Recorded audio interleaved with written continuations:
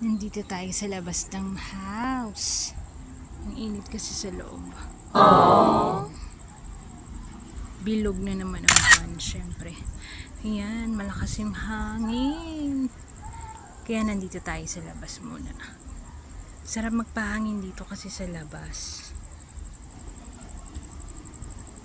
Sariwa ang hangin. Pag nasa loob kasi kami ng bahay, ang init. Kaya makikita nyo bukas yung mga bintana.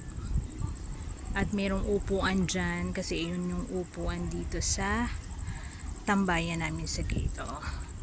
Nandito kasi tayo sa gate namin. Yan. Syempre sarado na, gabi na. Wala na rin masyadong nagdadaan sa kalye. Ayan. Kaya medyo, ayan. Sarap ng hangin.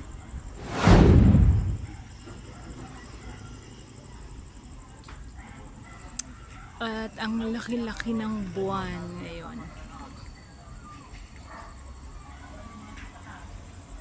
Ang init kasi kaya masarap magstay dito sa labas. Maginhawa. Nag-aantay tayo ng ayan, o diba? Ganda ng may mga akala mo may mga alitap-tap pero mga ilaw yan ng mga kani-kanilang bahay. O diba? Yan.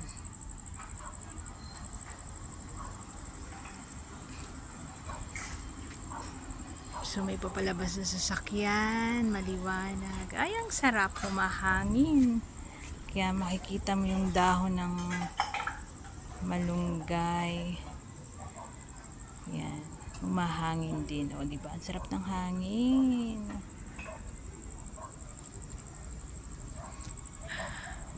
Magandang gabi. Bye guys.